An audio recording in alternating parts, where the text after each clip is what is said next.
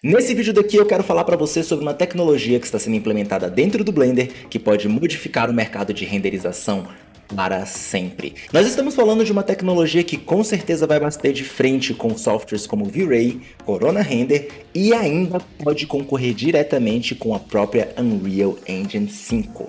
Augusto, que tecnologia é essa que você está falando? Bom, se inscreve no canal, vem comigo que até o final você vai entender do que eu estou falando. É um pouco complexo, então fica atento ou atenta.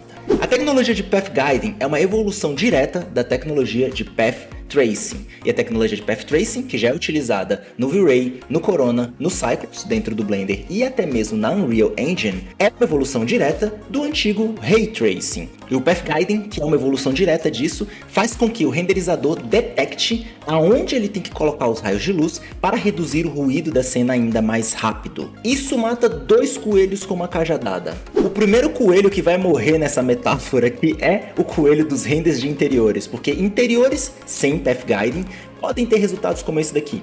Essa é uma cena muito difícil para o renderizador, porque nós temos apenas uma pequena entrada de luz aqui nessa cena e muita reflexão para lidar. Isso significa que o renderizador vai ter um trabalho enorme para tirar o ruído dessa cena. Mas com o Path Guiding e apenas 60 samples, você vai ver que uma cena como essa daqui fica desse jeito daqui.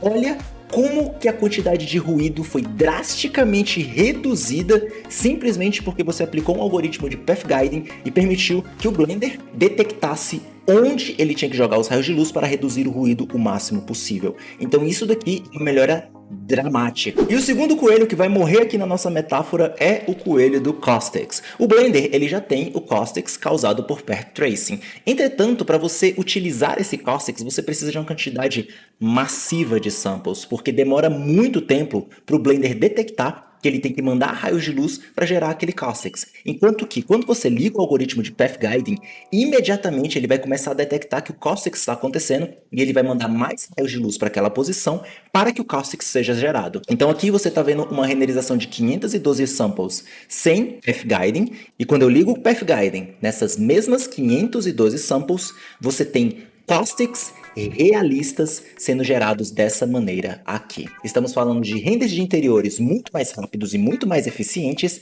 e de geração de caustics muito, mas muito mais realistas. Esse daqui é um outro exemplo postado por um membro da comunidade do Blender Artists e você consegue ver que nessa renderização sem Path Guiding nós temos muito ruído na região de sombras aqui. Você consegue ver que as nossas sombras estão duras, né? A luz entra pela janela, mas aqui na borda tá duro, tá praticamente preto. Olha só o que o Path Guiding faz aqui. Primeiro, o sofá ficou muito mais legível, a cena inteira ficou com muito menos ruído, com as mesmas 150 samples da outra cena, né? E você consegue ver que com o Path Guiding é muito mais fácil de você enxergar o que está acontecendo aqui, muito menos ruído, e a luz que entra pela janela fica muito mais natural, como se ela já tivesse um bloom natural, né? Ela fica um pouco mais exposta, porque o Blender já identificou, a luz está entrando aqui, então é normal que essa sombra aqui fique um pouquinho mais clara, porque tem luz aqui do lado. Não dessa maneira aqui, onde ele joga os raios e torce para dar certo, entendeu? Então o Path Guiding ele vai trazer ainda mais realismo para cenas de interiores dentro do Blender. E para fechar de chave de ouro, de quebra, o Path Guiding ainda cria Reflective Caustics. Então, sabe, recebeu tudo. Caustics, reflexivo e refrativo, junto com um aumento brutal na renderização de renders de interiores. Aí você deve estar se perguntando, Augusto, por que diabos que isso vai bater de frente com V-Ray, Corona e até com a Unreal Engine? E o que isso tem a ver? Todas essas plataformas já têm métodos de criar iluminação dessa forma que você falou. Tipo, qual é a grande diferença no Blender? A diferença é só uma.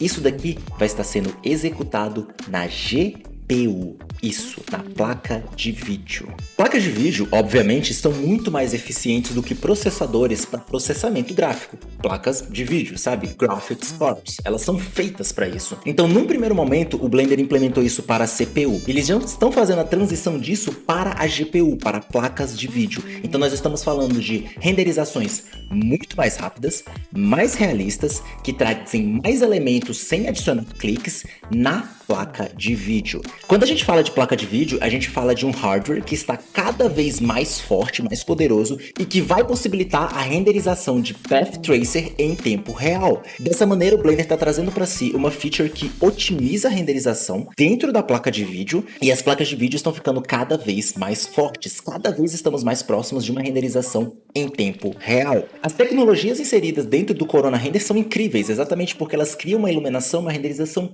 muito, mas muito agradável. Entretanto, eles não deram esse salto para a GPU. Esse que é um salto natural para o mercado, trabalhar com placas de vídeo, porque placas de vídeos estão ficando cada vez mais otimizadas. E hoje em dia mesmo, quando você assiste um tutorial de Corona Render na internet, você percebe a lentidão. Você percebe que não é a mesma fluidez que você tem em renderizadores como o Blender Cycles ou como o Octane dentro do Cinema 4D. O V-Ray já até tem as opções de GPU, mas é uma coisa um pouco mais confusa, então assim, se você for usuário de V-Ray, comenta aqui embaixo porque eu quero saber mais de você. Tá, e o que isso tem a ver com Unreal? Porque a Unreal tá lá, ela tá fazendo Path Tracer e o caramba, renderização, blá blá blá. A questão é a seguinte, a Unreal, ela é extremamente complexa. Ela é feita para criação de jogos, experiências interativas e tudo mais. Então a curva de aprendizado dela é muito maior do que a curva de aprendizado do Blender. Daí você pega o Blender, que é um software que é mais fácil de aprender, tipo 2 semanas mexendo você já tá mais do que acostumado a trabalhar com Blender. Aí você otimiza a renderização, ao passo que as placas de vídeo estão ficando cada vez melhores, mais otimizadas, os drives de vídeo estão cada vez mais rápidos e as tecnologias de denoiser já estão aí para fazer milagres. Então no final das contas o que você vai ter? Você vai ter um software 3D, fácil de usar, que gera renderizações em tempo real. Fotorrealistas no clique, simples assim. Bom, se você chegou até aqui, se inscreve no canal, clica no sininho para não perder nenhum vídeo, beleza? Agora, se você quer criar renderizações incríveis no Blender e descobrir os 9 pilares que farão de você um artista acima da média, bom, já clica no link da descrição ou clica no vídeo que tá aparecendo aqui na tela. Te vejo lá. Até mais.